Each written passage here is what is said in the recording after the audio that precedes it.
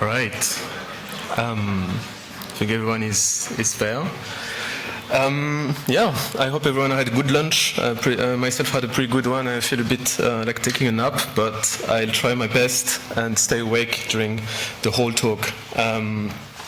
So yeah, my talk is about becoming a mentor. So maybe before I start actually the topic, I can talk a bit about my actual experience and how I started my career and how I ended up becoming a mentor myself. So I actually been doing Android for a bit more than 10 years now.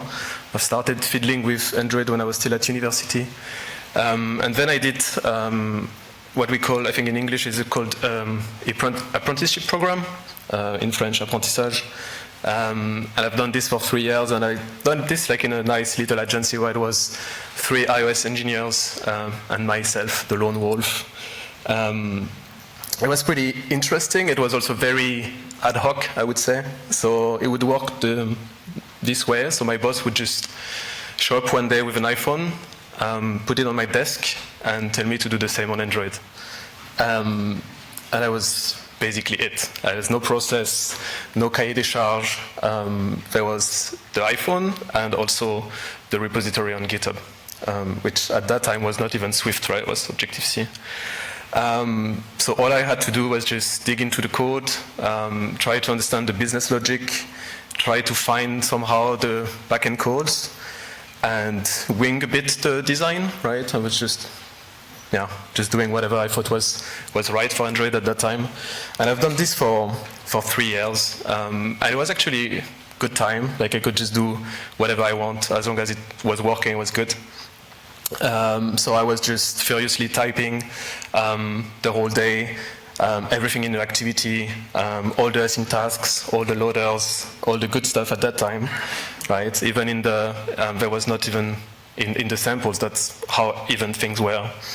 And then I started to see these articles, right, around, yeah, maybe you should extract things in the repository, or maybe we should do some kind of MVC. And then I was going also to conference and seeing people talking about this architecture and testing, and I thought, yeah, maybe I can try that. So I was trying this a bit on my own. I was like, yeah, somewhat work, looks okay. I was asking my boss if I should do testing maybe, and he was like, well, this is like a good practice to do, but you know, it's small apps, you don't really need it if you don't feel like it. So I've done that for 3 years, and then I realized, well, I've learned a lot of things on my own. I was very autonomous, and I think I've done like 10 apps in these 3 years. But I was feeling I was missing something, right? I was feeling there's probably a better way to do this, maybe a more professional way, maybe something I should look out for the rest of my career, right? And then I finished my apprenticeship program and thought, okay, yeah, I was in this dilemma now of like living in the banlieue but working in Paris. So I was like, either I stay in the banlieue, maybe I find a nice flat there, but then I need to deal with the RRB every day, not sure. Or I move to Paris and then probably need to pay a lot of money for a shitty flat. So I thought as well, I had a lot of friends who did some Erasmus, and I was like, yeah, maybe I missed something, right? And just hang out with French people speaking French the whole day. So I decided to move out of France. I was looking for somewhere in the US, but then I realized quite quickly that with my experience, I wouldn't probably get a company that would, sponsor my visa. So then I looked more for London, and I actually found a company that was willing to take me. And I had the brilliant idea at the very end to actually ask them if I could instead move to Berlin, where they actually had an office as well. And so that's kind of the story how I ended up in Berlin, and I ended up working for Novoda. Maybe some people, some old-timers know it. They used to be quite present at conference, maybe 6 or 7 years ago. And there I worked there for 5 years, and I had the chance of working with like people that's been working for at least a decade in the industry, if not 2 decades. And I just learned so much. It was just insane.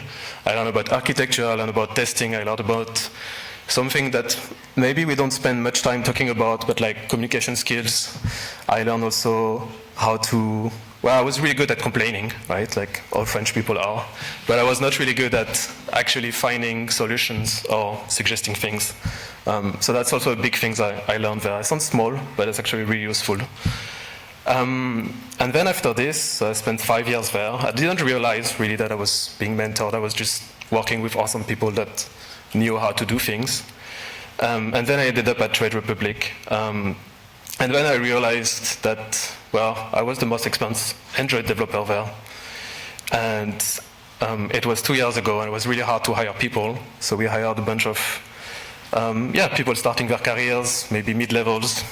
And then I realized there's a lot of things that they didn't know, right? And that's how I ended up in this situation of like, oh, okay, then I guess I need to mentor now. So this is me. I'm an Android engineer at Trade Republic, and I'm based in Berlin, Germany. As I was saying, have this fancy Polish name as well.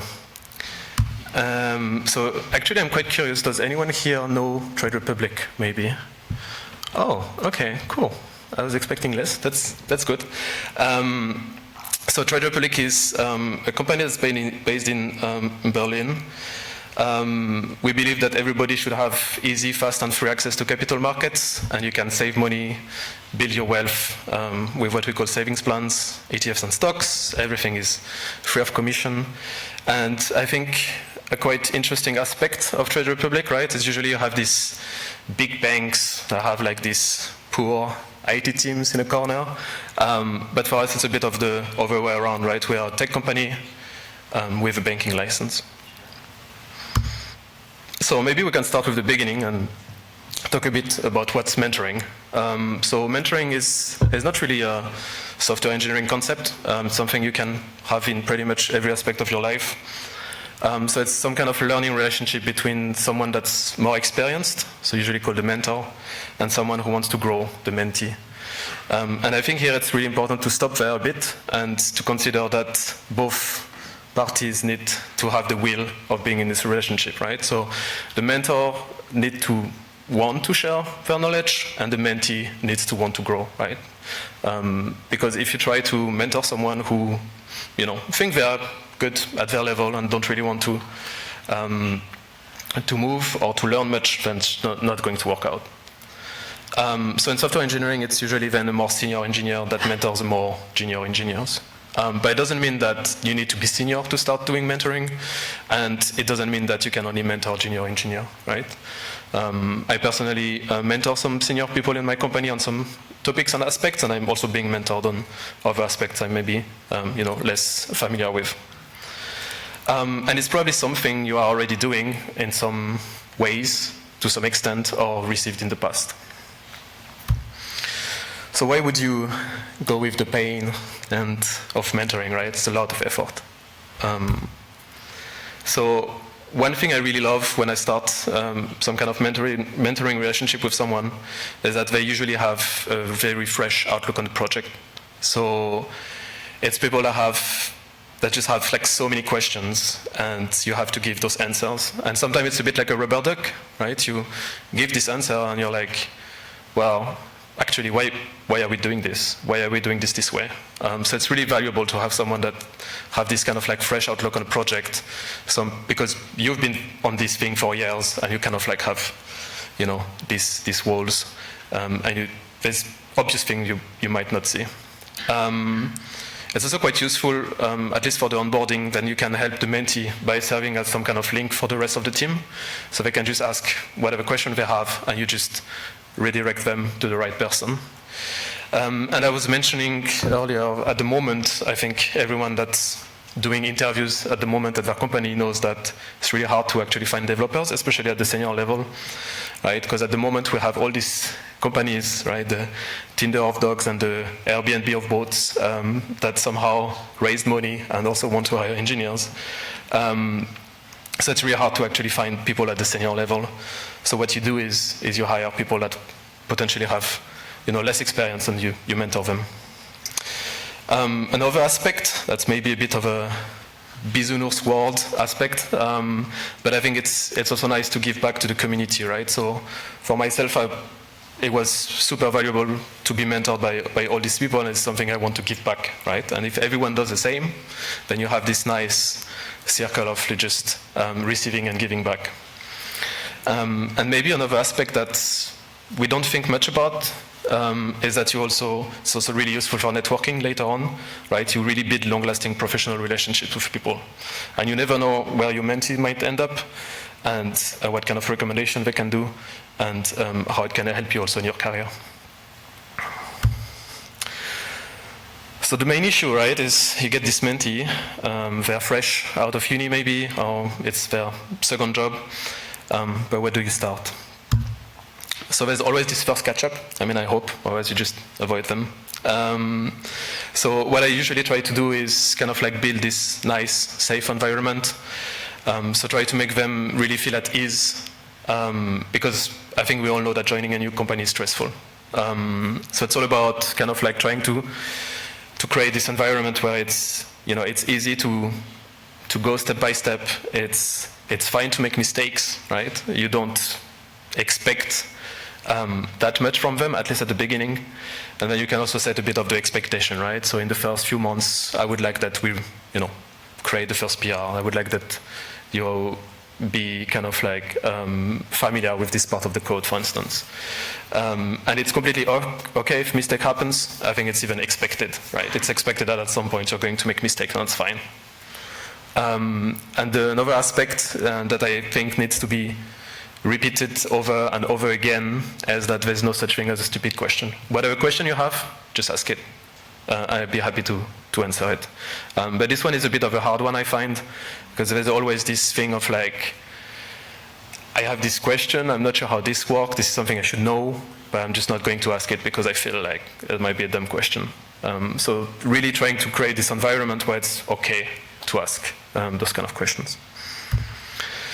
And then usually I have this kind of like couple weeks maybe, a couple days where we go over the code base together, right? What's the history of the code base? Why are things the way they are? Which kind of like big milestone did we have? What was it before I joined even? What are the most important components? What issues do we have at the moment? How do we plan on addressing them, right? All of this kind of like big topic to just so the mentee can have a bit of an idea. Those topics are actually also good for when you are onboarding someone senior, right? But kind of like to have a good idea of, what are the current issues? How do you want to address them? And then depending on the questions they ask, or the questions they are not asking about, then it's already a good first glimpse into where the mentee might lack knowledge, right? So you might see that maybe they're not that familiar with unit testing, for instance, or that they don't really know about the specific architecture you are using, or maybe you are using XJava, and this reactive programming is not something they know about, right? So this is all those things you can note down and kind of like come up with some kind of plan later to bring them, up to speed. Another thing as well that's weirdly powerful is just to ask them what they are interested to learn or what they want to get better at, right? So at the beginning of the talk, I was saying that I knew when I left my first company that I didn't know much about testing or architecture. So this is also probably something they know about, right? And then you have the first tasks. So usually you have a company onboarding, and obviously depending on your company. If you are lucky enough, you also have a nice wiki and quite some documentation they can read. And this is all these things they can go through and like write down questions as well for you. And the same, going through the code base, writing down everything they don't understand or everything they want to chat about. And another thing I find to be quite powerful as well is to ask them to go through all the open PRs every day, and just not with the intent of reviewing the PR and give like a proper review, but just with asking questions. So obviously you need to have everyone on the team to be on board on this, but I find this to be a really powerful way for new joiners to get comfortable with how we do things and why are the things the way they are. And then when you compile all of this, right, you can come up with some kind of learning plan, right? So for instance, if your mentee doesn't know much about testing, then you can recommend books, or you can recommend articles, or you can come up with a kata, or you can come up with like, oh, we have these colleagues that, you know, insanely good at unit testing. Maybe you can pair a bit with them. And then you need to keep it going, right? Unfortunately, it's not just one time and it's done, right? It's a regular process. It's something you need to go through. It's a relationship that can like last months, if not years, depending on what's the actual goal of the mentoring. So for me, what I find to be working really well is pair programming. This is something I do a lot. It's something I also learned at Novoda, and that is a bit awkward at first. Like, it's really something you need to kind of like get used to. Something that might be also quite intense for the mentee. So usually what I start with is, when I pair, I start with myself being in the driver's seat. So I'm the one kind of like writing the code, and they are the one kind of like more on the back seat, looking at what I'm doing and giving me suggestions.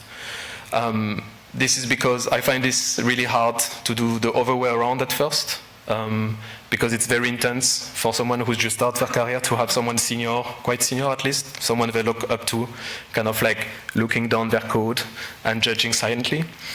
So it's also a good way for them to see, oh, Flo as well doesn't know, how to type sometimes. Flo is also copy-pasting stuff from Stack Overflow sometimes. I think it's very reassuring. So I usually do this for the first couple times. I'm in the driving seat, and they can see I'm not this godlike developer that just can just solve a ticket in one line of code. And then as they get more comfortable and happy also to give me suggestions, and we talk a bit more about how we can move on, then we start to inverse a bit, and they start to also kind of like be in the driver's seat, and then we can just exchange. What I find to work for me, at least, is to add the pairing blocks in the calendar. Otherwise, there's always a reason. I'm always busy, or they always have something to do, and then we end up just never pairing. So just setting this kind of like regular meetings every week. And then obviously you're not always available to pair, right? So one thing you can do as well is just assign them some small bugs, some small maintenance task, but like nothing too vital or nothing with a deadline on it, right? It doesn't have to be stressful, just for the beginning. And then this is something they can just do in their own time when you're not pairing with them. And then it requires a lot of time and a lot of patience. That's also why you should definitely have kind of the management backing you up on mentoring, right? Otherwise it doesn't work. And then I kind of like identified more or less kind of like 4 areas of growth usually for mentees. So there's the first one, which is more around solving skills. So it's more around how do I take a task, and then how do I kind of solve this task in kind of like iterative, nice way, right? There's the one that's more around the soft skills, which is more around communication mainly. How do I communicate properly, effectively in a meeting? How do I, communicate where I'm at, where I want to go? How do I want to do this? There's the one that's around how I organize my day to day, right? That I have a to-do list, that I, make sure that I don't forget anything, more or less this aspect. And this one I wasn't sure how to name it, so I named it this weird name, which is presenting skills, but it's more around how do you present kind of like your work, right? So it's mainly for software engineering, it's mainly the whole PR process, right? How do I write a description? How do I write clear code? And how do I make sure that I push something that can be reviewed by my peers? So in terms of solving skills, what I tend to see very often, and also something I was definitely doing at the beginning of my career, is just, how you take this ticket and you just start smashing the keyboard and just type and type and type and type until magically it just works, right? But there's no in between, right? There's the moment you start and there's the moment you end, and in the middle is just this huge red mess of code. So there's this really iterative way, right, to try to take the time when we take the ticket to figure out what's our strategy. Maybe we could do this way, maybe we could do this way, maybe we could go this way. Which one should we choose? Why? And then how do we go step by step and make sure that we can always pause, that it always compile, and that we have like small commits. And this one is something you just need to work on every single pairing session. This is a skill that I find to be quite hard for people to acquire like fast. It's just a time thing. I just need to do it over and over and over again and understand the benefits.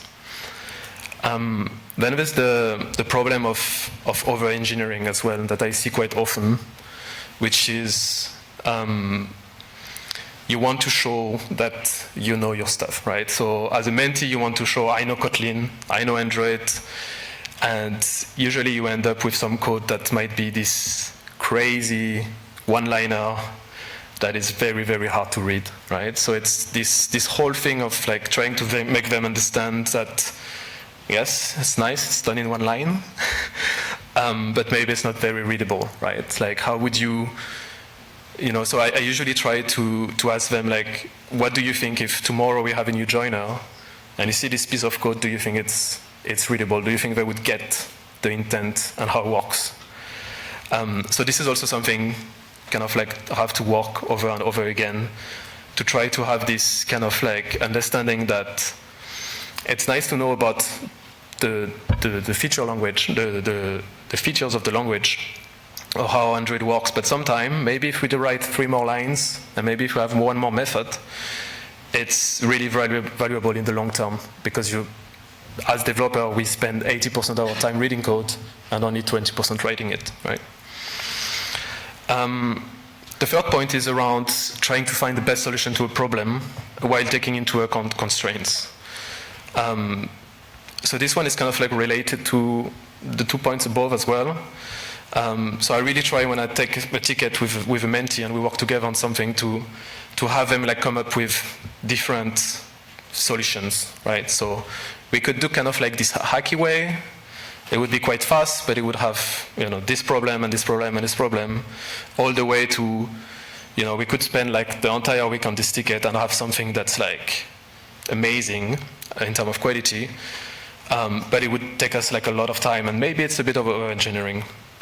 So I usually try to have like list them all these solutions and then we discuss, right? So depending on your company and your environment, you might have additional constraint than just quality and time. You might have, well, actually time is a big one, at least in startups, right? You usually need to really ship things fast. So there's usually a shortcut that needs to be taken, but you need to understand which shortcut makes sense in which situation. And the main one, I think if you ask any of my mentee, what I say literally every pairing session 10 times is taking a step back. So you know how we have this, at least I had and I still have sometimes, this problem of just being in a rabbit hole and just coding until it works. And this happens quite often, and sometimes you don't realize and you just spend 5 hours on something kind of like stupid in the end. So I really try to have this thing where if I see we are kind of like starting to struggle for a while on one specific topic, to just stop right there, take a step back, try to understand what we're actually trying to do, and in 90% of the cases, we figure out, oh, actually we could just do this other thing instead. So this is one aspect that I think is really important. This kind of like aspect of always kind of like trying to think about what you're doing and trying to understand if you are in the right direction. In terms of soft skills, another thing I tend to see whenever there's a mentee that kind of like, you know, ping me on Slack, ask me, hey Flo, I'm stuck on this thing, I would just join a call with them and they would just start right away telling me about, oh, I'm writing this code and it just doesn't compile or it just doesn't work, I'm not sure why. And I would be always like, I have no idea what you are working on. I have no idea what you tried before. So kind of like this aspect of like, again, taking a step back, explaining what's the context, which feature are you working on, what you tried, what you are doing right now. So kind of like this process of not being stuck, in your little thing, but kind of like being able to explain to other engineers is also really important. And this is a skill you use all the time, not always on pairing, but also in meetings when you try to like get to a point. Participating efficiently in meetings as well is a big one. So usually when you start your career, you're quite shy, you're not sure. You're just quite silent in meetings. So this is something I try to also guide them through, right? So sometimes so not every time and not like 10 times per meeting, but sometimes I would ask them during the meeting, what do they think about that?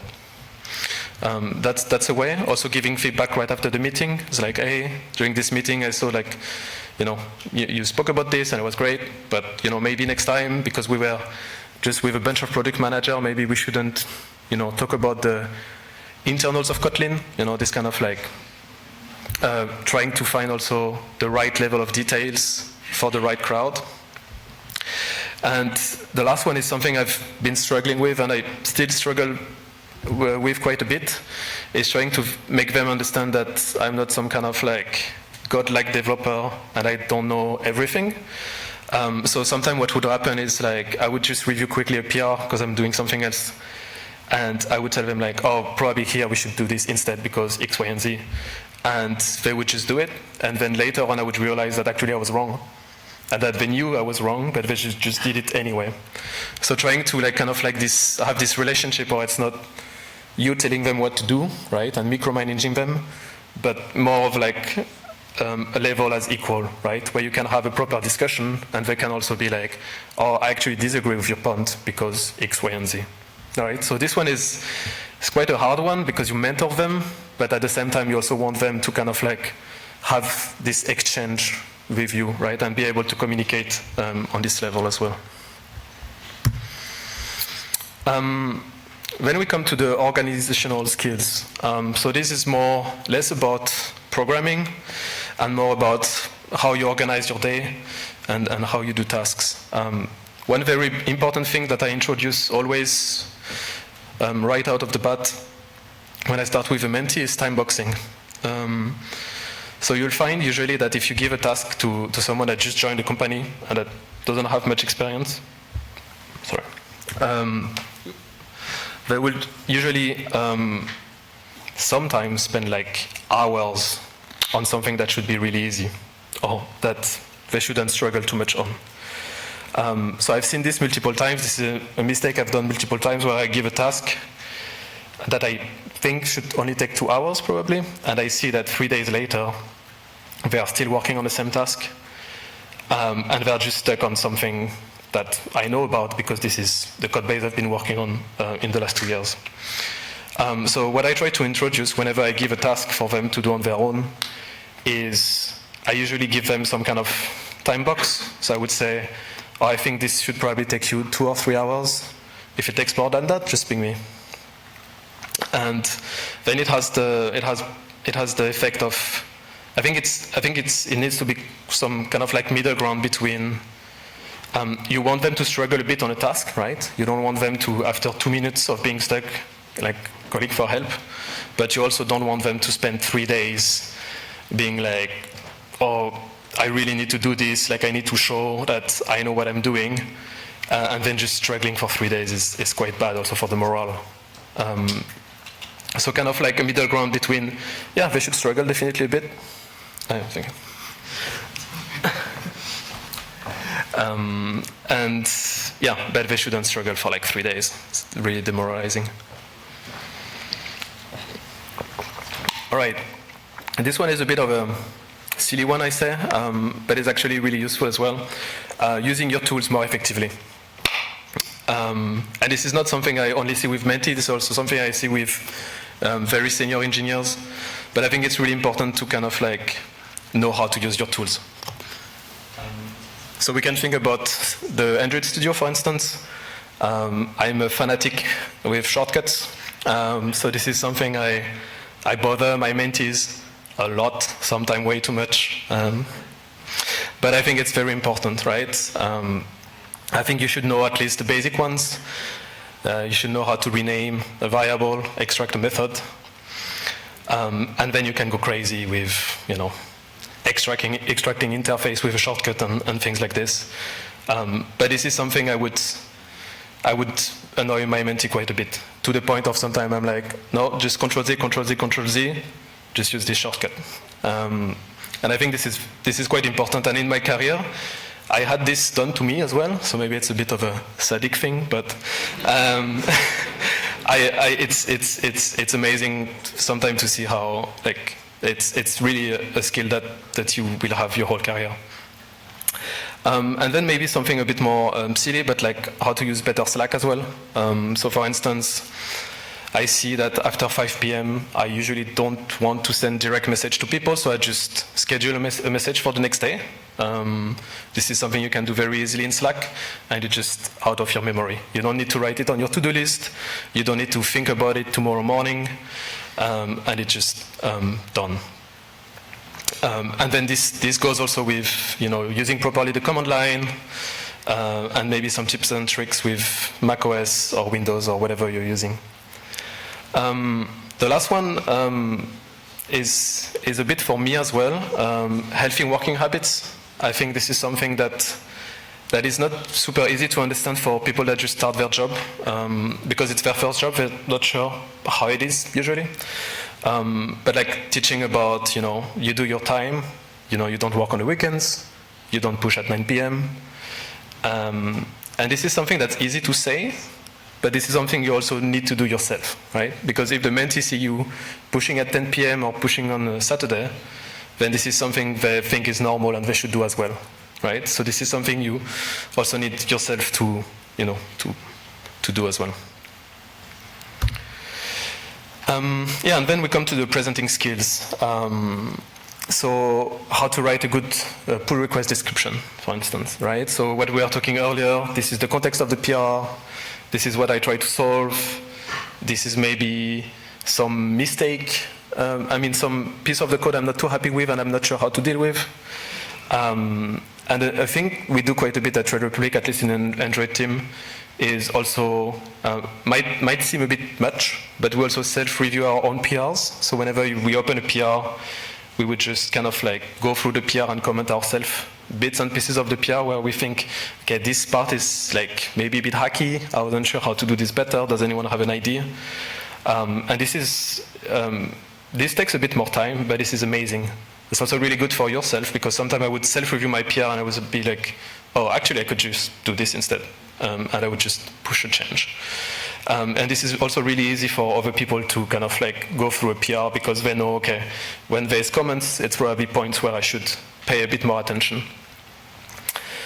The next one is something I really struggled with, I still struggle with to this day. I made the mistake at some point to tell my mentees that if a PR is maybe more than 600 lines of changes, then it should be more PRs than that.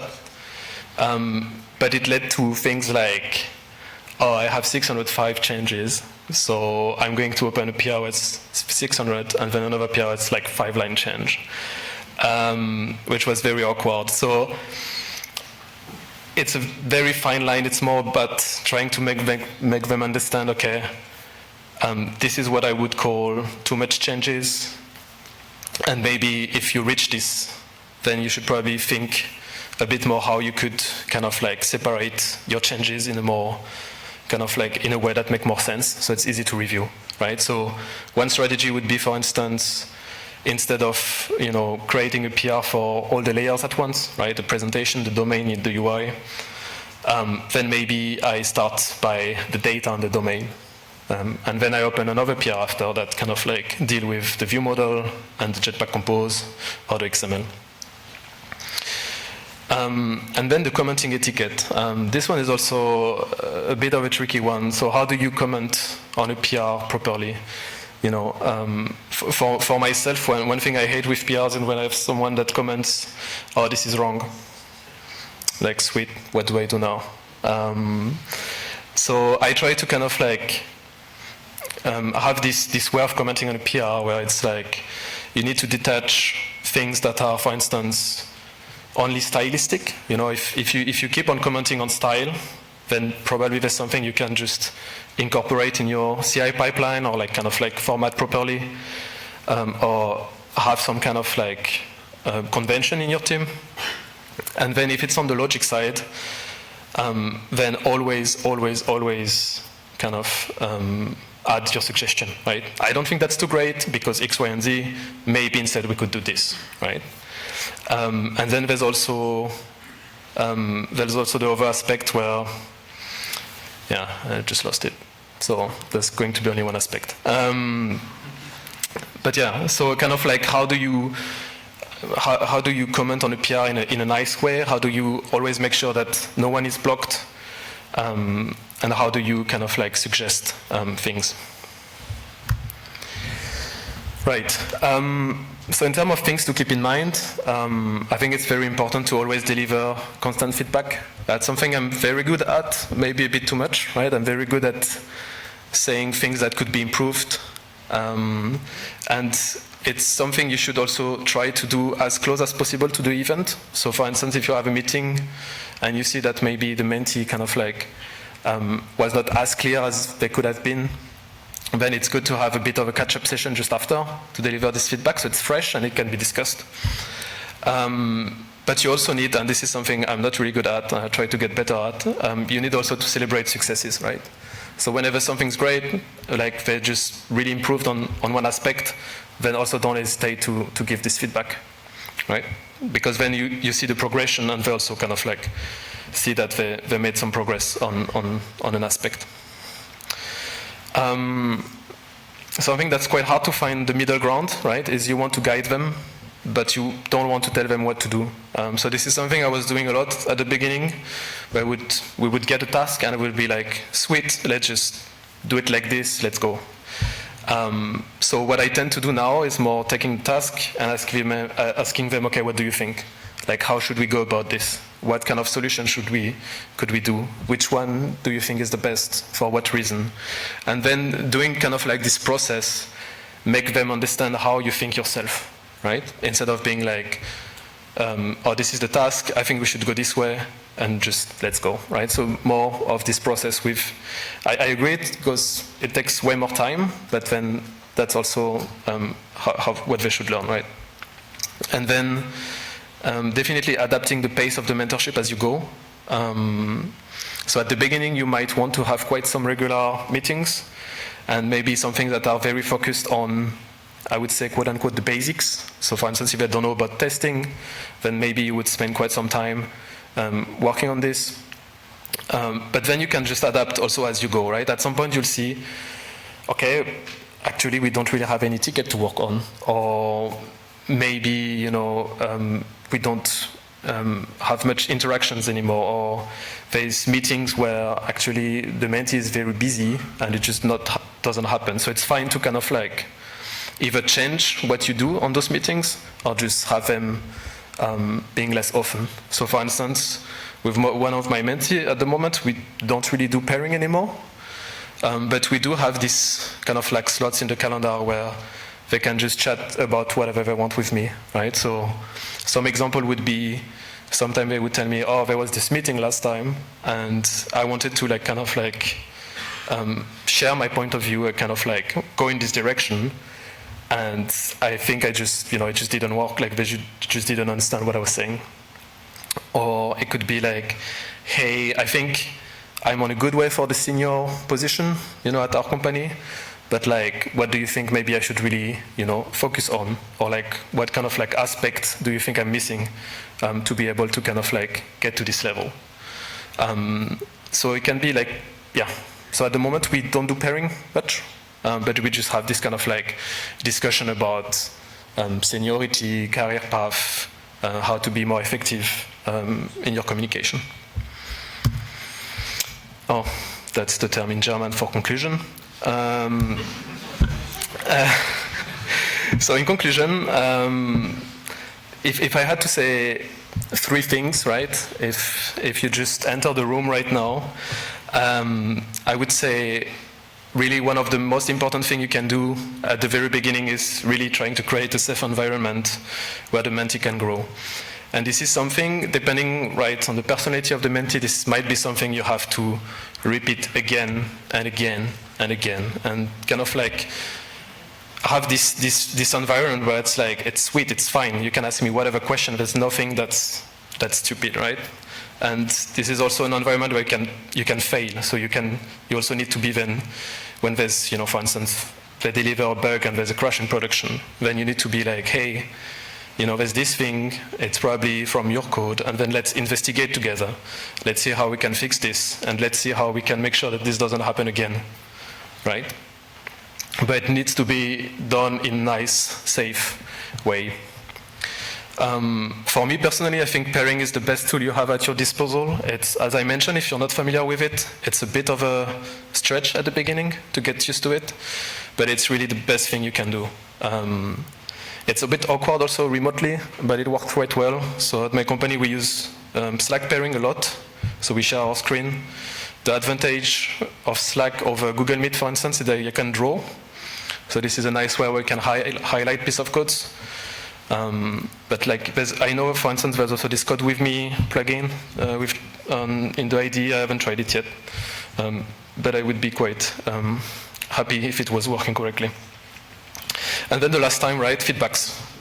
So always keep an eye open on what can be improved. Try to give this feedback as soon as it happens, as soon as possible.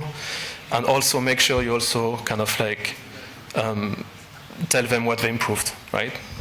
So feedback, but also celebrating successes. Obviously, we're hiring as well. We're hiring in pretty much everything. So even if you do backend or iOS or SRE or anything IT related, really, we do have a position on there. That's it.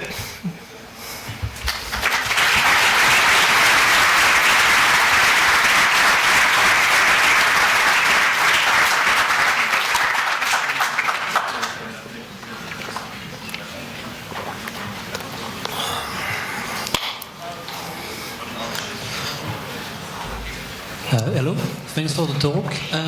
I just wanted to know if you have some advices about the fact that when you gain more and more experience, more and more things just get like obvious and you just don't mention it because of course it's always done like that. I've always done that this way and not this way. And so that's all the things that you tend to forget and you forget to tell to your mentee. And so do you have advice to just help a senior engineer to spot all of these obvious things that are not so obvious in order to just not forget about it and tell at the right time? Thanks. Yeah, no, it's a great question. So what I try to do a lot, and I'm still quite early in my career, right? So I've been doing engineering only for 10 years, is I try to put myself really in my young self a lot. So, all the things I didn't know when I just started, this is one. Another one is I tend to always try to explain everything, even if it sounds stupid or like something they should know. And I usually tell them, stop me if you already know about this. So I try to overshare as much as possible and have them stop me if I explain something they know already.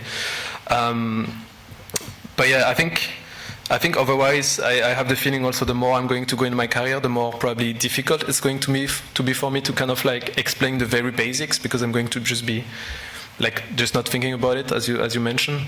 I think another thing I also didn't mention at all during the presentation is probably it makes sense also to have them pair with other members of the team that might have, different level of seniority and might also be expert in different domains. And then otherwise, it's all about also the safe environment, right? To have them feel safe that they can ask questions about something they think might be just kind of like very basics, but they don't know about. Yeah.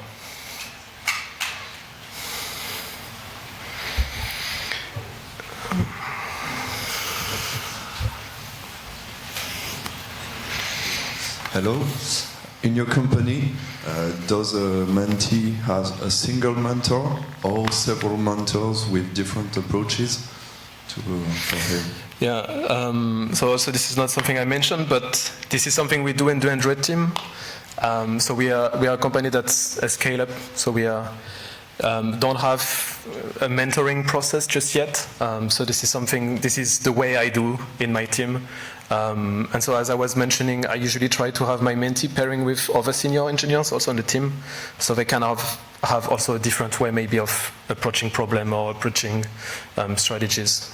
But we don't have anything formalized just yet. All right. Any other questions? Otherwise, I'm super happy to talk. I'm going to be around until the end of the conference, so you can just approach me and we can chat about mentoring, Android, or Trade Republic, or anything else, really. Awesome. Thanks a lot, then.